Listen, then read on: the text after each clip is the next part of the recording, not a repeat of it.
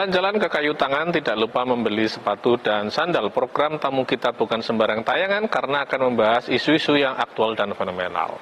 Jumpa lagi di tamu kita pada episode kali ini, dan kali ini saya tidak ditemani oleh partner saya, Mas Ferdi. Tapi kita mau bahas sesuatu yang sedang hangat dan masih berlangsung. Dan kali ini tamu kita juga salah satu narasumber yang sering saya wawancarai, Mas Andika Mutakin. Apa kabar, Mas? Alhamdulillah. Assalamualaikum, Mas Andika. Nah, ya baik. Dan Mas Andika ini dosen administrasi publik di VIA, Fakultas Ilmu Administrasi, dan salah satu narasumber yang sering saya wawancarai kalau membahas pemerintahan, politik, dan sebagainya. Sehingga teman-teman pasti akan tahu kan saya akan bahas apa. Nah, Mas Andika, ini kan sedang berlangsung ya. Jadi mulai hari Jumat kemarin, setelah Kamis pelantik, Pak Prabowo kemudian para kepala daerah ini dikumpulkan di Akademi Militer di Magelang. Dan ini masih berlangsung ya. Dan retreat ini memang menjadi kelanjutan setelah sebelumnya Pak Prabowo juga melakukan retreat untuk para menterinya ya, menteri kepala daerah. Memang kemarin saya lihat di perbincangan media sosial itu ada yang mempertanyakan gitu loh, apa aturannya retreat gitu. Karena memang dalam tata pemerintahan kita itu memang mungkin tidak dikenal ya, selama ini seseorang ya hanya dilantik saja, setelah itu ya dia kemudian biasanya terus kalau wali kota atau gubernur setelah dilantik, dia mungkin kulon-nuwun ke DPRD-nya masing-masing, terus kemudian dia melakukan apel dengan ASN, sidak sana-sini gitu ya. Ini beda, jadi retreatnya dan tidak tanggung-tanggung selama 1 minggu ya. Jadi kelihatannya, nah saya ingin melihat ya, pertama saya ingin minta pendapatnya dulu dari Mas Andika, tentang retreat ini seperti apa, Mas? Sebenarnya retreat ini positif ya.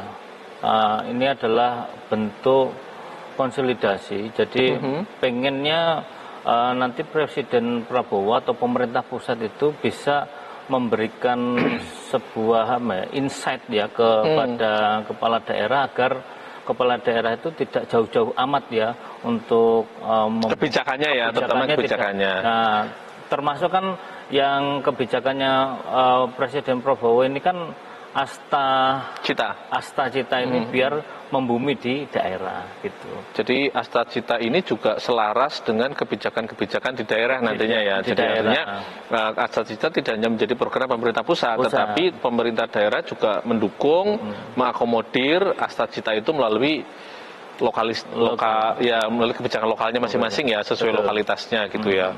Jadi kalau Anda melihat retreat ini positif ya? Positif. Jadi memang tidak ada sebelumnya. Nah, ini kan bentuk, karena gini ya, negara kita ini kan negara kesatuan. Nah, negara kesatuan ini kan harus bukan di daerah itu harusnya jalan sendiri-sendiri. Nah, tapi memang harusnya ada satu komando. Kalau di struktur kelembagaan negara Indonesia ini kan yang didistribusi ke daerah itu kan unsur eksekutif gitu. Jadi trias politikanya itu kan legislatif, eksekutif, dan yudikatif. Nah, yang didistribusikan ke daerah itu kan hanya eksekutif. Nah, makanya kan DPRD itu bukan di bawahnya DPR, tetapi di bawahnya eksekutif presiden. Jadi dia adalah unsur eksekutif yang menjalankan fungsi legislatif. Jadi karena kita memakai konsep negara kesatuan. Nah, makanya retreat ini menjadi penting untuk mengkonsolidasikan lah ya. Walaupun di situ ada program-program yang lain gitu. Salah satunya kan terkait masalah kesiapan kepemimpinan, terus bagaimana memadukan program-program pusat dan daerah. Jadi selama 1 pekan itu harapannya nanti pada waktu bekerja sudah sinkron gitu loh, tanpa harus adanya sinkronisasi rapat sana sini, dan harapannya di retreat itu sudah bisa memetik intisari dari apa yang, apalagi momentumnya ada ya, artinya ini semuanya baru. Semuanya baru. Jadi tidak ada yang lama, tidak ada yang sedang berjalan, semuanya baru gitu betul. Ya, baru. Jadi ini sebenarnya momen untuk melakukan konsolidasi itu ya, konsolidasi ini. Konsolidasi pemerintahan ya. Pemerintahan. Jadi kita walaupun mereka produk politik kan, pilkada kan produk politik, tetapi ini memang konsolidasi pemerintahan gitu ya.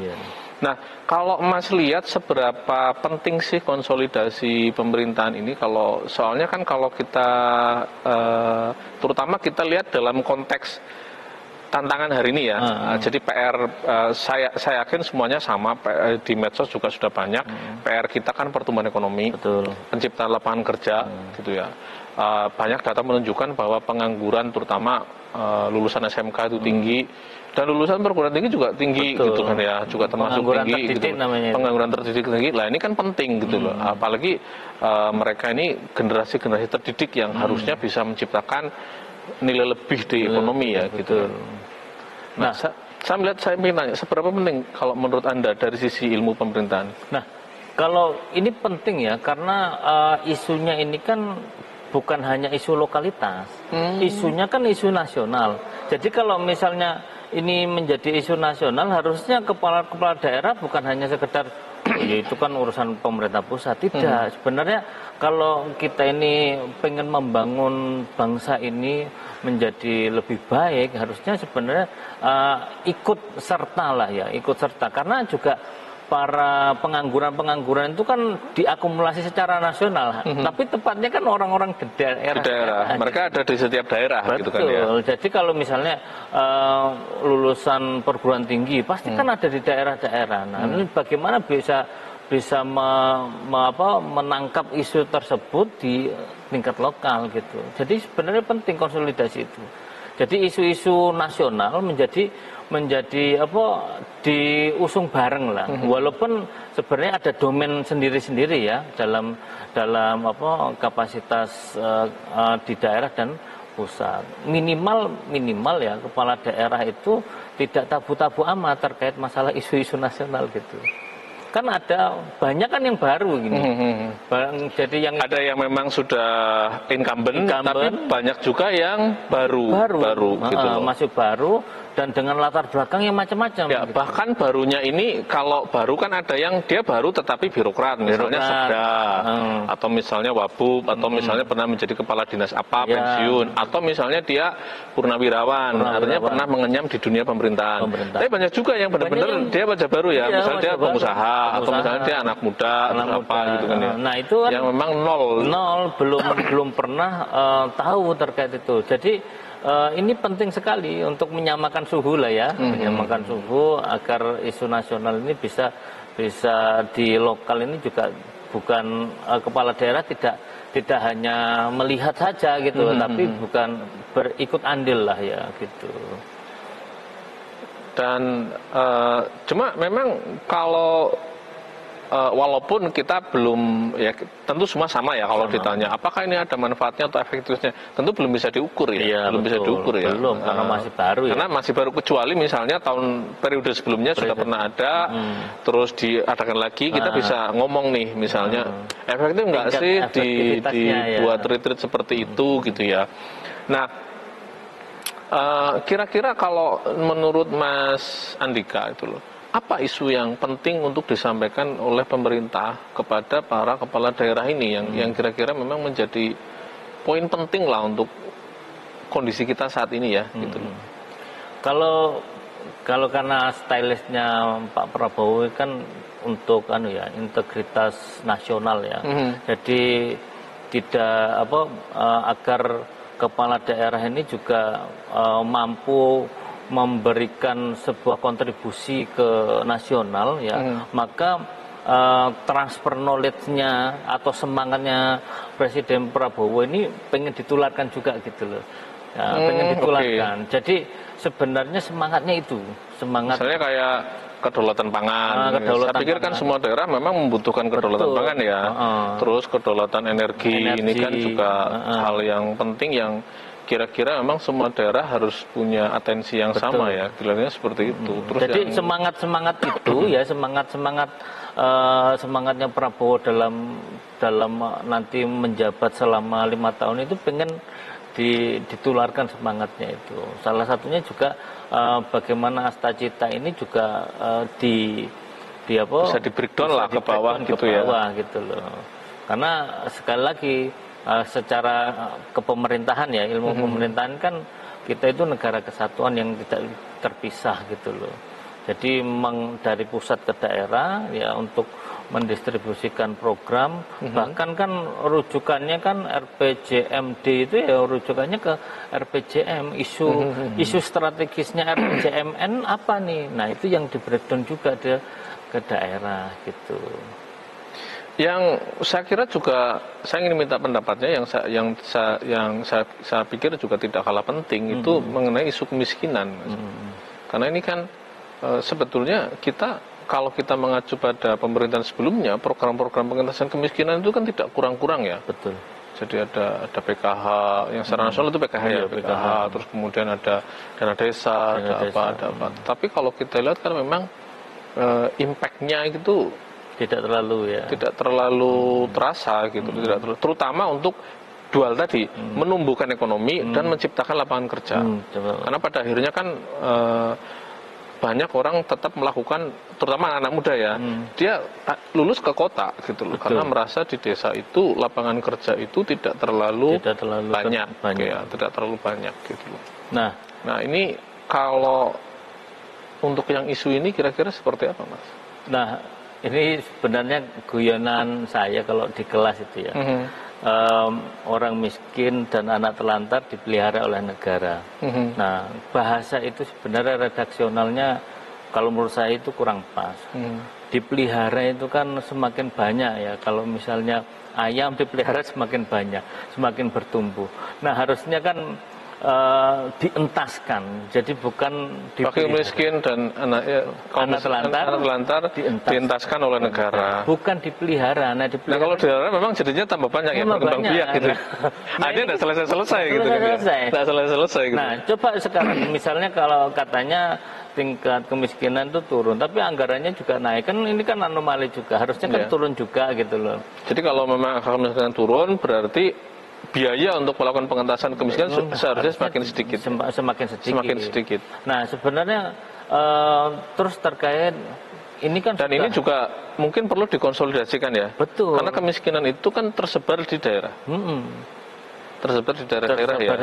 Di daerah-daerah.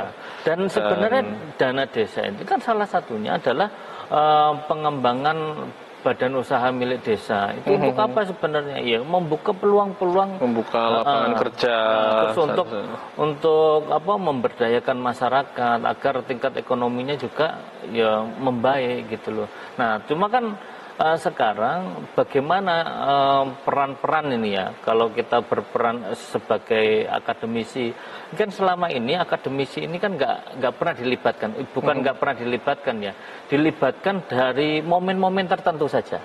Nah, harusnya kan misalnya di UB ini ya, di UB ini kan banyak pakar-pakar sebenarnya. Bagaimana pendampingan BUMDes agar BUMDes itu lebih berkarya, lebih bagus, lebih bermanfaat kepada masyarakat. Nah, selama ini kan kita kenal dengan teorinya helix itu ya, triple helix ya. Salah satunya kan bagaimana dalam pengembangan sebuah pembangunan di suatu daerah atau nasional itu melibatkan perguruan tinggi gitu sebenarnya. Nah, ini kan perguruan tinggi seolah-olah ditinggal gitu loh, ditinggal dan terlibat pun secara parsial ya. Jadi misalnya hanya melalui pengabdian masyarakat yang jarak waktunya sangat terbatas gitu loh. Paling hanya 1 bulan. Nah, kira-kira kalau mendampingi badan usaha 1 bulan itu kan, wah iya, nggak bisa lah. Jadi memang harus continue. Nah, ini kan apalagi program-program itu kan harusnya melibatkan kita gitu loh, melibatkan akademisi. Ayo misalnya fokus untuk pengabdian kepada masyarakat, khusus untuk pengembangan BUMDes. Nah, untuk ekonomi keracyatannya itu lebih dekat kan kalau di desa itu. Dan ini yang bisa jadi dimasukkan di retreat itu ya. Betul. Apalagi kan sekarang kan juga untuk isu-isu pengentasan kemiskinan selain ada Menteri Desa, juga ada Badan Percepatan yang Pak Budiman Sujatmiko itu ketuanya kan, Badan Percepatan Pengentasan Kemiskinan itu kan ya. Jadi harusnya ini bisa menjadi concern. Kepala daerah juga ya. Selain itu memang ada programnya nasional, karena Badan Nasional di tingkat nasional kan juga pada akhirnya dia membutuhkan organ di daerah yang berjalan ya. Untuk jalan, kakinya di daerah semua sebenarnya. Nah, tapi yang menjadi garis bawah saya ya, itu sebenarnya libatkanlah akademisi. Jadi misalnya untuk pengentasan kemiskinan loh, coba kita itu punya pakar-pakar dalam mengentaskan kemiskinan dengan program-programnya yang ada di kampus ini sebenarnya lebih aplikatif sebenarnya. Nah, kalau misalnya dikaitkan ya di daerah support dengan programnya pemerintah pusat, nah di desa itu juga ada anggaran untuk pengembangan BUMDes, nah itu ketemu dah. Kita ada konsep besarnya dan bagaimana mengaplikasikan itu, wah, cocok itu sebenarnya. Jadi itu akan terjadi manakala memang antara pemerintah pusat dengan daerah itu bisa satu visi ya, satu nafas itu.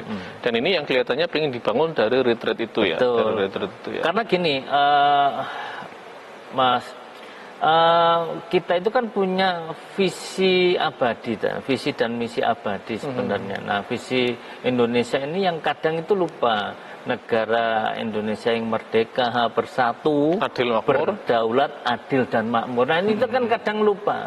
Nah, sudah menjabat jadi kepala daerah, lupa sebenarnya kita itu menyongsong tujuan negara atau cita-cita negara yang mulia itu. Salah satunya harus mewujudkan kemakmuran itu ya. Nah, otomatis kalau makmur kan orang miskinnya berkurang gitu ya. Kalau tidak ada kelihatannya nggak bisa gitu. Tapi harus berkurang lah ya. Gitu berkurang ya. lah.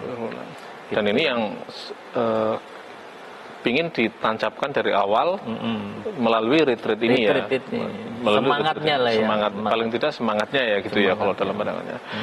Baik pemirsa, kita akan jeda beberapa saat untuk nanti masuk ke segmen 2. Jangan kemana-mana, masih di tamu kita.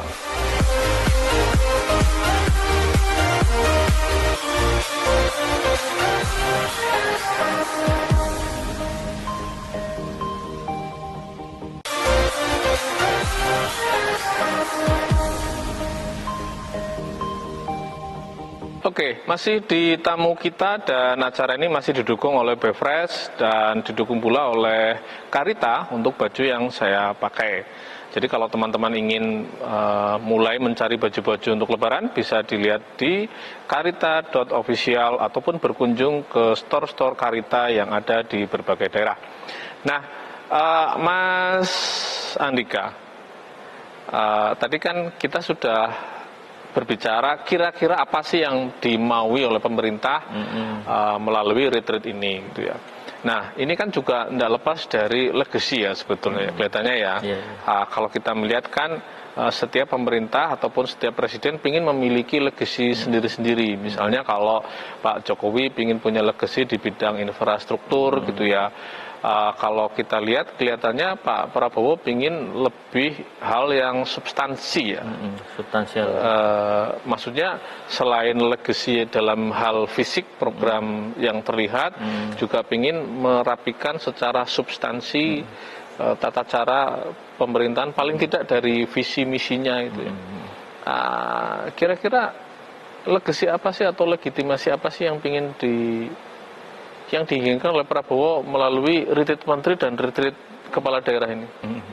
Nah, ini pertama ya tadi betul membangun legacy ya. Membangun legacy itu penting ya karena kalau pemerintah ya pemimpinnya itu unlegitimate, maka trust-nya juga kan berkurang ya, trust dari masyarakat akan berkurang.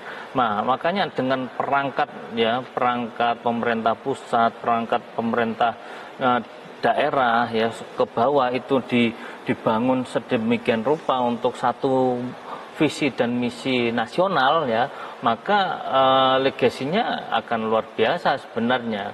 Jadi dikarantina selama 7 hari, ya 7 hari itu, dan di situ dikasih materi-materi terkait masalah isu-isu nasional, bahkan semangat nasionalisme kan sudah jauh dari rumah, dari hiruk pikuk yang aktivitas. Nggak pakai ajudan gitu ya? Nggak pakai ajudan lah. Di situ ibaratnya tidur di tenda gitu kan ya? Tidur di tenda. Terus, bener ya, bener. Iya, betul. Tidur di tenda. Terus akhirnya kan semangatnya kan semangat kebersamaan ya. Nah, semangat kebersamaan ala semi militer lah ya. Jadi biar semua dijadikan satu visi, bahkan kita untuk membangun negara kita ini gitu. Sebenarnya legasi itu adalah visi dan misinya pemerintahan Prabowo selama 5 tahun ini, biar terbreakdown di daerah. Dan walaupun bukan beda-beda partai itu. Ya, beda-beda. Nah, beda-beda partai. Nah, harapannya dengan beda-beda partai bukan kepentingan partai yang diangkat gitu loh. Ya, tapi kepentingan nasional yang dibawa. Makanya dengan retreat itu efektif nih, kalau saya sih. Ya. Nah, cuma kan memang kalau tadi Mas sudah spill sedikit partai dan sebagainya, memang dunia politik kita kan dinamis ya. Jadi memang kemarin kalau kita lihat gitu, jadi Pak Prabowo memiliki keinginan retreat, tetapi suasana perpolitikannya kan juga dinamis ya. Betul. Jadi tiba-tiba ada keputusan yang saya pikir ini mengagetkan kita semua gitu kan ya. Dari PDIP, jadi Bu Mega menginstruksikan untuk kepala daerah yang dari PDIP tidak menghadiri retreat. Yang sudah di perjalanan diminta untuk balik kandang, yang di lokasi juga diminta untuk keluar dari lokasi dan sebagainya. Maksudnya tidak masuk ke waktu itu, karena memang waktu itu kan juga belum masuk ke Akmil kan ya. Masih semua rata-rata masih di perjalanan gitu kan ya.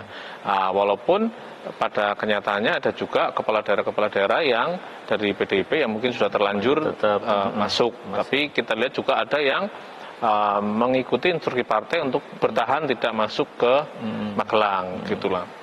Nah, kita tidak akan terlalu membahas ke sisi politiknya, tetapi kita ingin melihat dari sisi pemerintahnya, Mas. Apa yang bisa Mas baca dari kondisi yang saya yakin tidak semuanya menduga akan ada keputusan seperti itu kan ya. Tidak ada yang menduga akan ada keputusan seperti itu. Gitu. Kalau saya lihat dari tata pemerintahannya, sebenarnya ini kan antara oposisi dan yang ada di pemerintahan. Ya itu kan wajar saja dalam membuat reaksi politik ya, agar ada dinamisasi lah ya. Nah, cuma yang perlu digarisbawahi ya, sebenarnya antara urusan partai politik sama urusan masyarakat kan berbeda. Dilantiknya kepala daerah itu sebenarnya menanggalkan baju partai, harusnya ya, kalau dalam kacamata dalam ilmu pemerintahan lah ya. Jadi ketika dia sudah dia pencalonan kan melalui kendaraan partai, tapi kita sudah terpilih dilantik, maka dia menjadi kepala daerahnya. Dia itu sebagai bapak atau ibunya daerah. Jadi bukan memilih, wah ini partaiku, ini partai Sonong, bukan saya kemudian, bukan. Jadi sudah dilantik dan pakai prosesi itu ya, dia harus menanggalkan itu. Gitu loh. Jadi secara ilmu ya, secara ilmu tata pemerintahan seperti itu gitu loh. Jadi namanya juga kendaraan ya kan. Kendaraan kan harusnya kan di parkiran. Jadi bukan masuk ke dalam rumah atau gitu ya. Kalau logika saya seperti itu.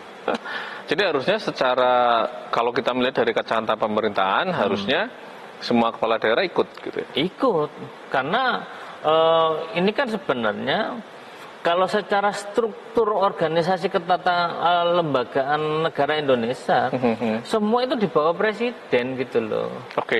Bawah di presiden. Jadi eksekutif itu yang ada di daerah ada presiden. Nah, yang melantik juga presiden gitu loh. Nah, harusnya bukan taat sendiko dawuh ya bukan, tapi memang secara struktur hierarki ya harusnya kan yo taat lah sebenarnya menjadi kepala daerah, ya kepala negara, kepala daerah. Tapi gini Mas, ada 3 hal yang memang saling berkelindan dan batasnya itu kadang bias, saling terkait lah ya. Beberapa narasumber tamu kita di sini juga sudah mengakui itu, bahwa ada 3 hal yang memang saling terkait dan ini kadang membutuhkan komunikasi tersendiri, membutuhkan cara pandang tersendiri, dan membutuhkan kedewasaan tersendiri. 1 itu politik, 2 hukum, 3 pemerintahan. Iya. Ya kan? Iya. Ini kan 3 hal gitu loh. Jadi misalnya kita sering kan mendengar kata-kata, oh ini kriminalisasi hukum, ini politisasi hukum, gitu ya. Ini kental nuansa politiknya, bukan kasus hukum. Ini kental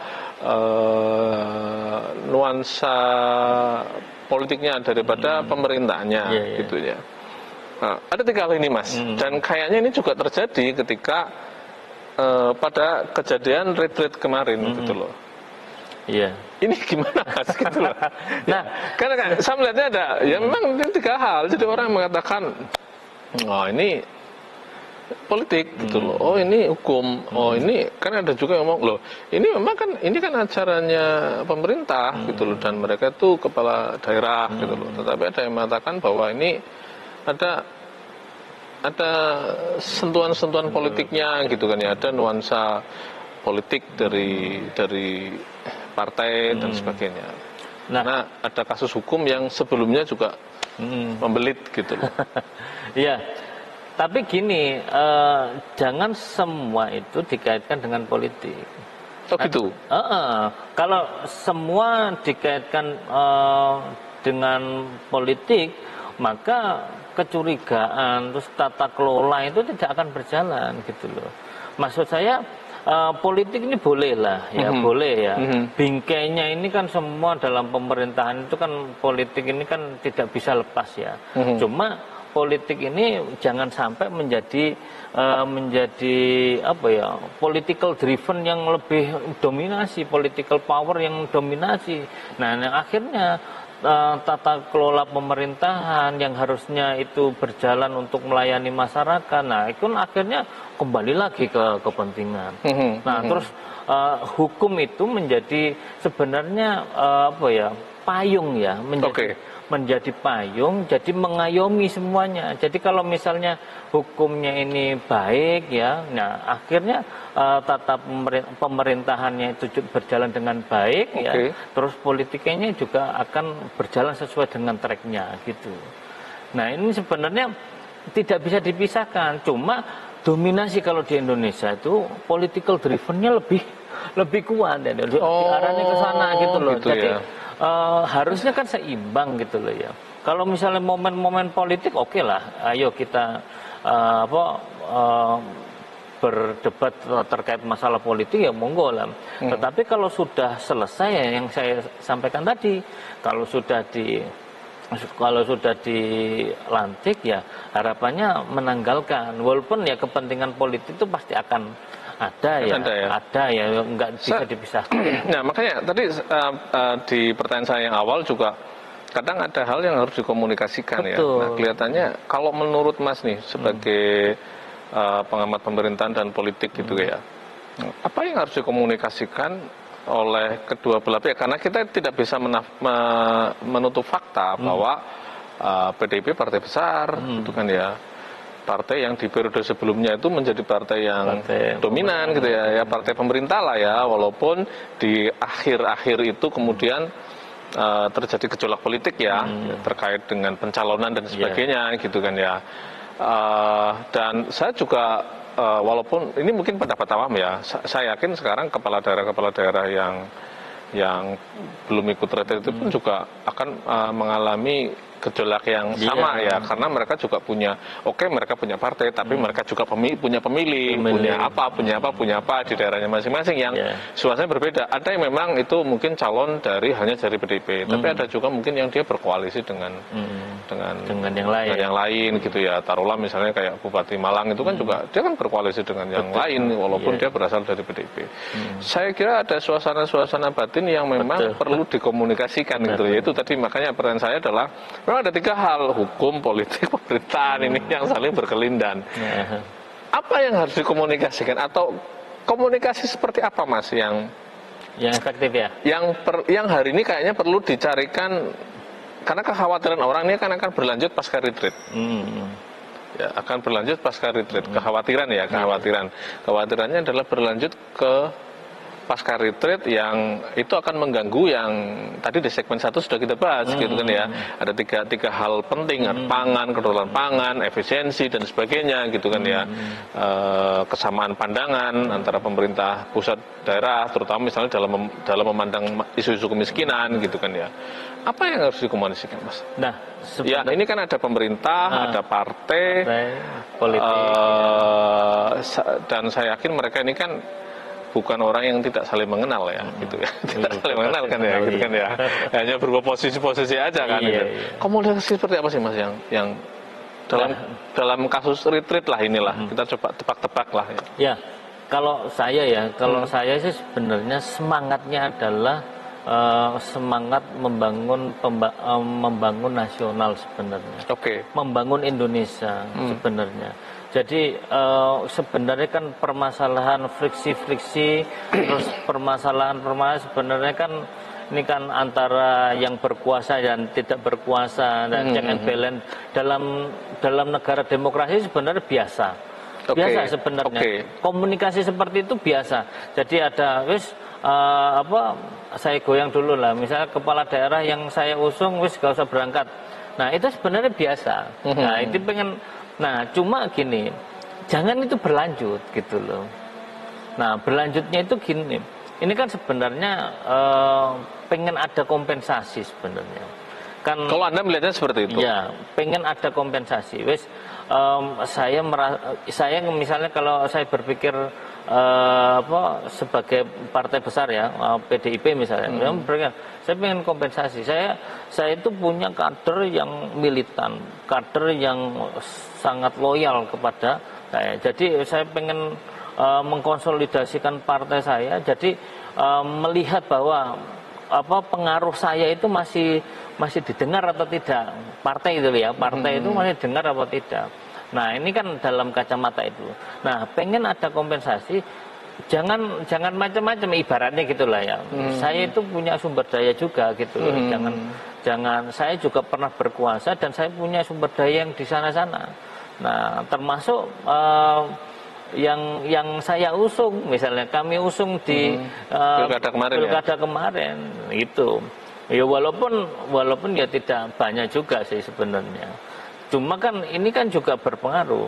Nah, dan ibaratnya kalau kita itu bikin acara, ya kan, terus sudah diundang, terus tahu-tahu gak usah teko. Nah, kan risih ya kita sebagai tuan rumah itu kan, sebagai tuan rumah risih. Maka kan perlu dikomunikasikan. Nah, cuma gini, sekali lagi semangat nasionalisme ini itu yang harus dibangun sebenarnya. Berarti itu yang pertama harus dikedepankan. Nah, yang kedua itu komunikasi paling tidak untuk supaya tidak berlanjut itu loh Mas. Apa yang harus dikomunikasikan misalnya oleh pemerintah, karena pemerintah ini kan harus mengayomi. Ya, artinya kan begini, secara struktur ada Menteri Dalam Negeri. Di atas Menteri Dalam Negeri ada Menko Polkam ya. Sekarang Menko Polkam ya, kan tidak pakai hukumnya kan ada sendiri kan ya. Nah, sebenarnya kalau kita lihat nama-namanya itu kan nama-nama yang tidak asing bagi PDIP. Menko Polkam Pak Budi Gunawan, orang yang saya pikir sangat dekat ya dengan figur ketua umum. Iya, sangat dekat. Nah, sebenarnya gini, ini kan gawenya di bawah Kemendagri ya. Oke. Nah, gawenya di bawah Kemendagri, walaupun itu konsolidasi nasional ya. Nah, ini sebenarnya Pak Tito saja sebenarnya sowan ke sana. Dalam rangka apa? Dalam rangka, ayolah kita bangun pemerintahan ini 5 tahun ke depan yang lebih kondusif. Nah, kan sebenarnya kan kalau dalam politik kan ada kompensasi. Iya, ya. Tapi kasusnya ini selesaikan dulu. Kan pasti kayak gitulah deal-dealnya ke depannya itu. Jadi memang kalau butuh kacamata politik loh ya. Oke.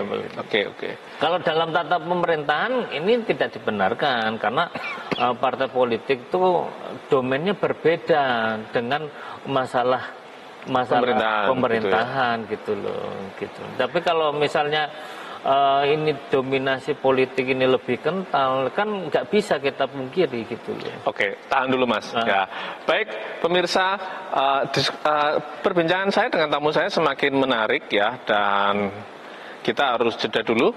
Jangan kemana-mana, masih tetap di tamu kita.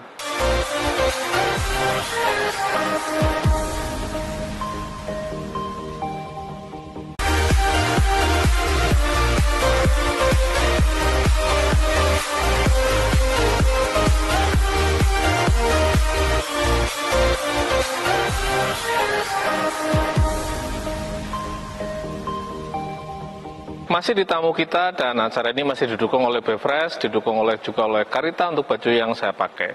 Dan kita masih bersama dengan Mas Andika Mutakin, dosen Administrasi Publik Fakultas Ilmu Administrasi Universitas Brawijaya. Mas, kita kan tadi sudah ngomong nih dari kacamata pemerintahan ya, kita spill sedikit terkait dengan politik karena memang faktanya itu yang terjadi kan. Faktanya itu yang terjadi. Dan kalau kita lihat sampai kita tapping ya, sampai Senin sore ini kan juga masih kepala daerah itu masih menunggu arahan lebih lanjut. Artinya komunikasi itu kelihatannya masih dibangun ya, walaupun kita tidak bisa melihat secara telanjang ya, karena itu mungkin juga lobby tingkat atas lah ya, elit lah ya.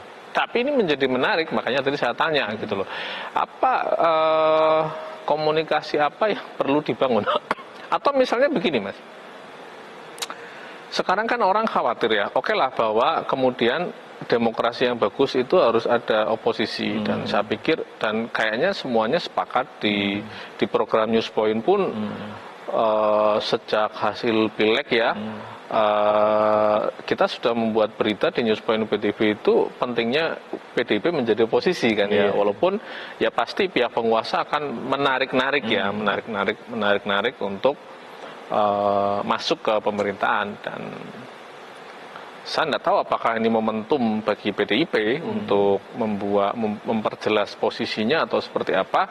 Cuma bagi saya ada hal yang menarik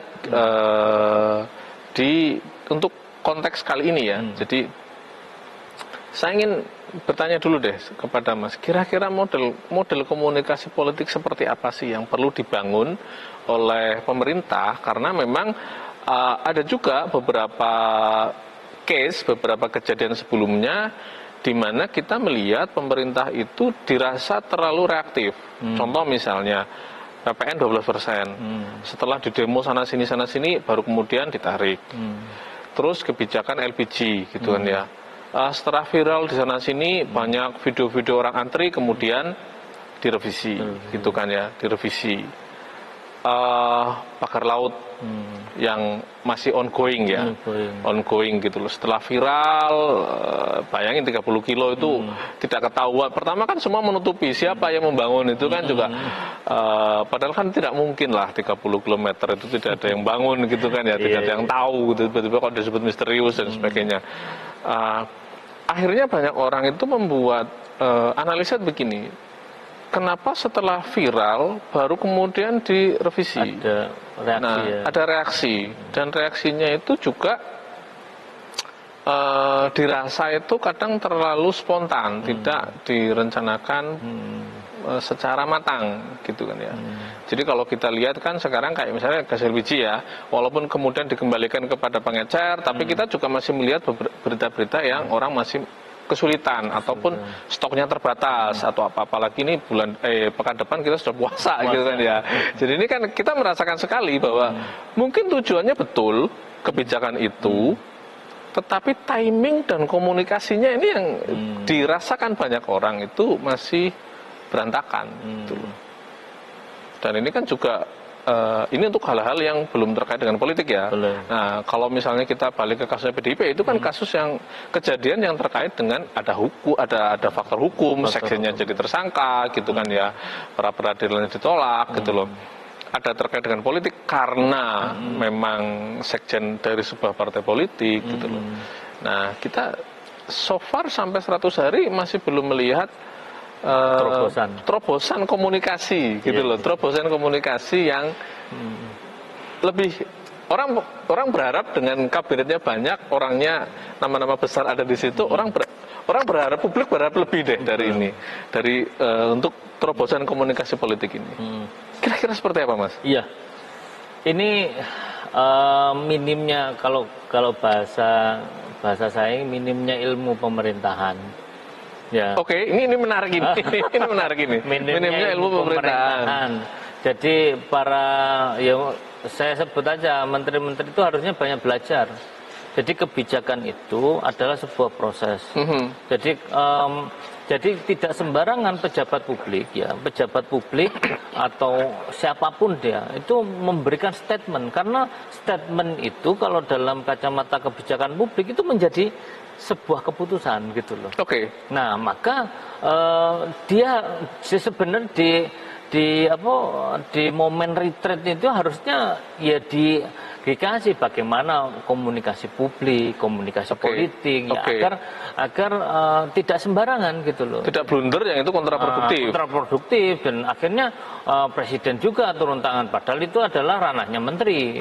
Gitu. Nah, itu sebenarnya yang harus digarisbawahi. Itu pertama. Terus terkait masalah komunikasi, memang harus ada orang jembatan komunikasi. Kalau tidak ada jembatan komunikasi yang ibaratnya yang pinter komunikasi publik, pinter komunikasi politik, nah itu yang ibaratnya kalau bahasa kita kan humas lah ya.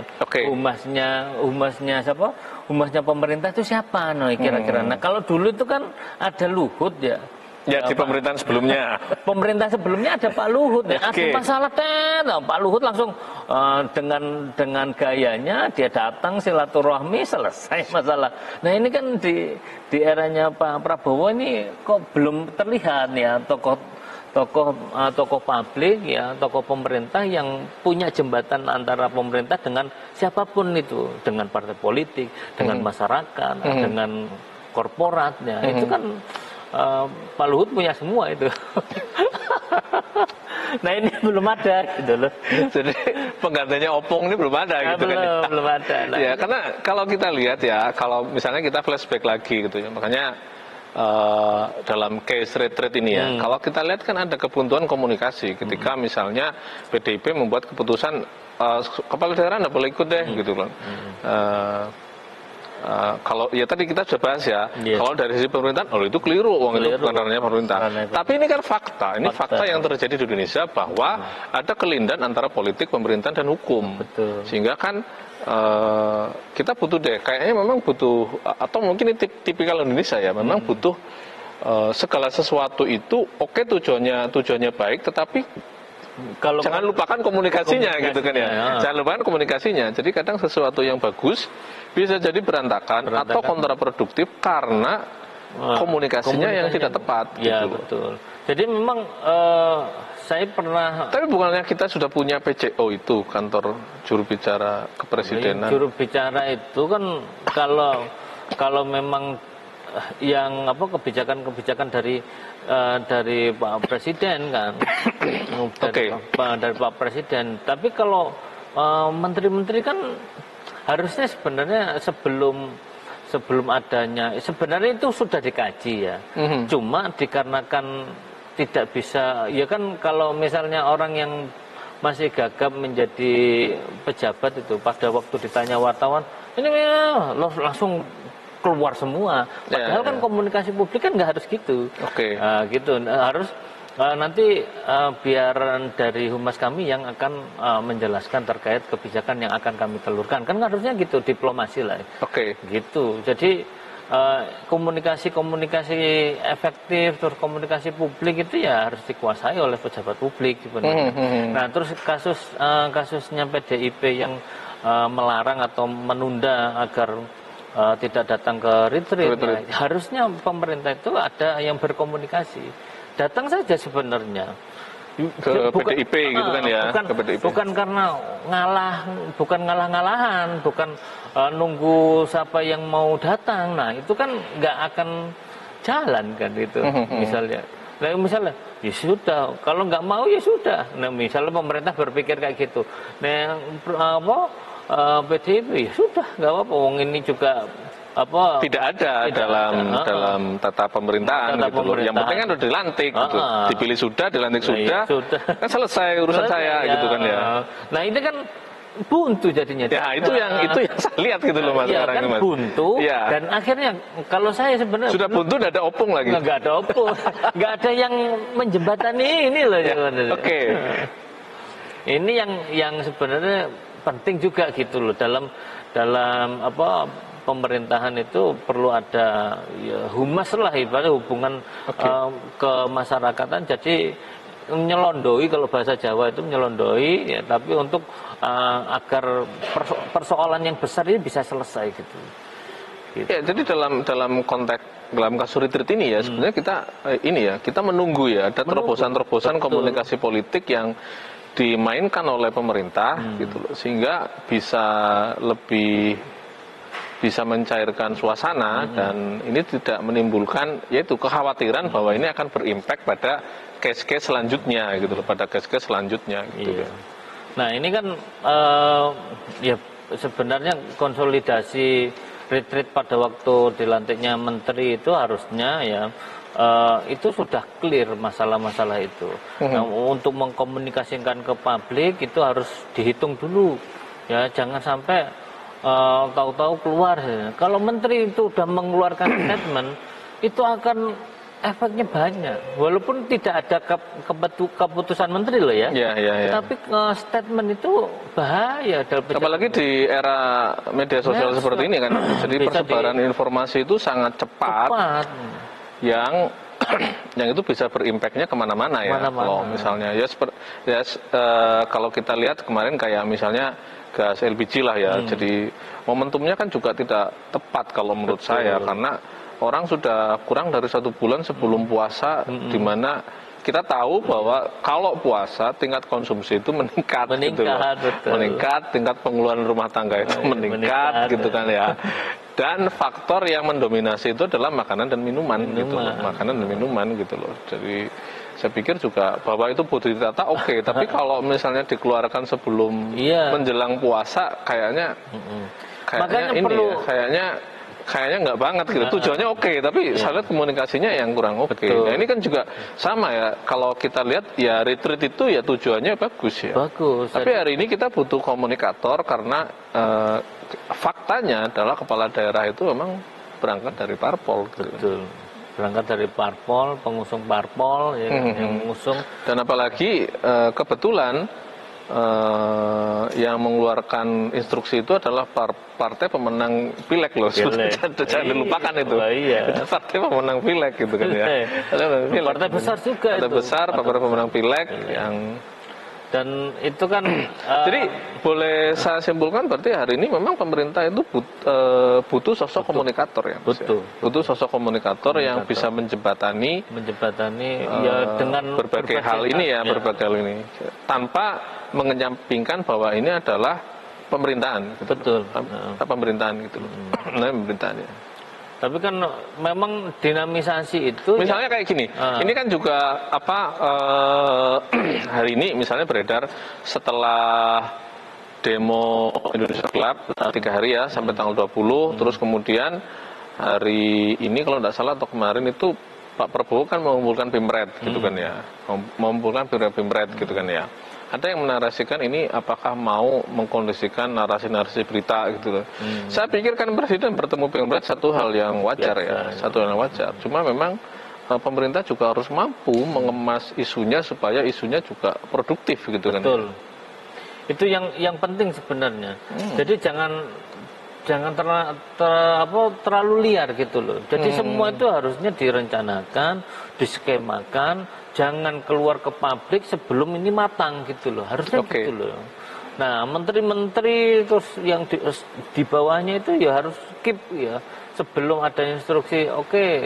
Itu kan harusnya seperti itu. Jadi masyarakat itu juga trustnya juga akan meningkat kalau misalnya pemerintahnya juga konsisten gitu loh.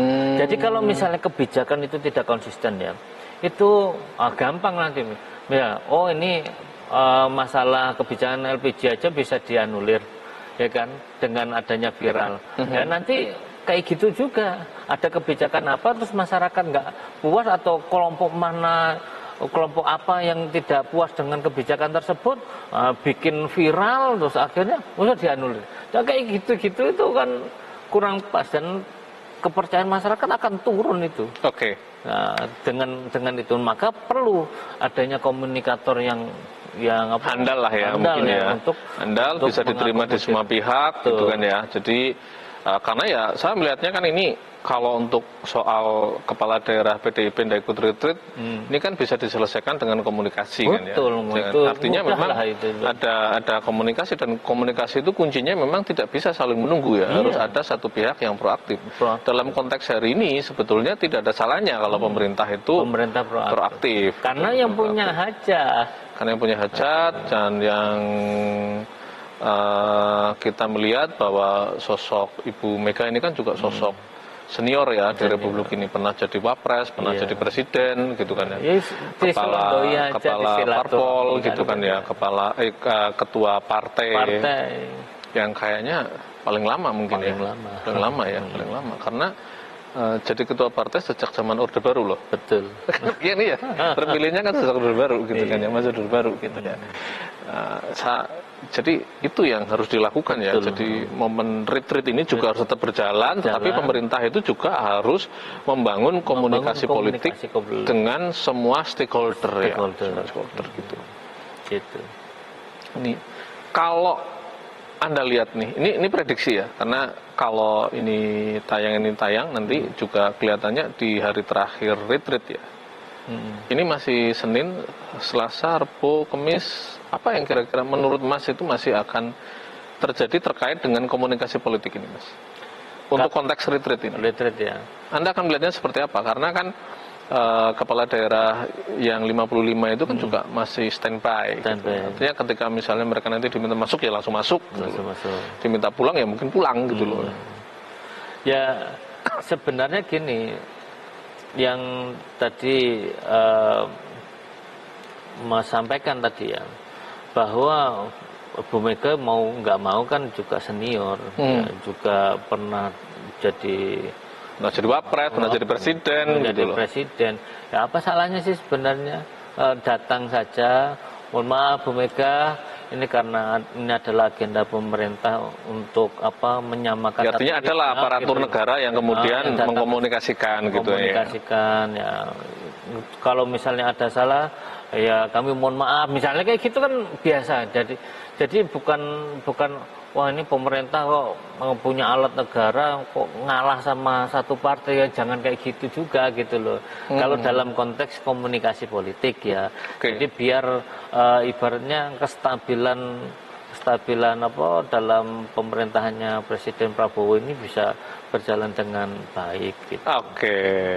Mas kayaknya nggak cukup deh 60 menit kalau berbicara masalah ini, tetapi dan kita masih melihat ya, saya yakin semua masyarakat juga masih akan menunggu hasil akhir dari retreat dan tentunya juga kerja-kerja pasca retreat. Tentunya kita berharap bahwa setelah retreat agenda konsolidasi nasional itu bisa semakin terwujud dan beberapa agenda yang penting misalnya pertumbuhan ekonomi, membuka lapangan kerja, terus kedaulatan pangan itu bisa berjalan. Apalagi kita bulan depan, pekan depan malah bukan bulan depan sudah memasuki puasa. Dan kalau puasa orang itu kan pinginnya apa sih? Minyak goreng tidak hilang gitu kan ya, beras tidak hilang, harganya ada. Terus kemudian pekan ketiga itu orang pingin tiket gampang gitu kan ya, bisa mudik dengan lancar. bisa ketemu dengan keluarga dan sebagainya. Kayak saya pikir juga itu kalau dikelola dengan baik, itu bisa meningkatkan pertumbuhan ekonomi loh, Mas. Betul. Itu kan ya, momen puasa, momen lebaran itu kalau itu berapa puluh triliun itu uang beredar itu. Itu kalau misalnya bisa dikonsolidasikan dengan baik antara pusat dengan daerah, infrastrukturnya ditata, harga barang itu tidak naik terlalu tinggi, ketersediaan ada gitu loh. Itu bisa menggerakkan ekonomi. Jangan lupa itu tempat wisata itu juga nanti akan berdampak itu kan ya. Baik, kita akan lihat apa yang akan terjadi pasca retreat, dan semua berharap retreat ini bisa berjalan dengan baik sebagai agenda konsolidasi pemerintah antara pemerintah pusat dengan para kepala daerah. Saksikan terus program tamu kita setiap Kamis pukul 19 WIB di UPTV, dan tayangan tundanya di akun UPTV Brawijaya YouTube setiap hari Jumat pukul 19. Jangan kemana-mana, tetap di tamu kita. Terima kasih atas semuanya perhatian, terima kasih untuk UP Fresh, terima kasih untuk Karita. Sampai ketemu di episode selanjutnya.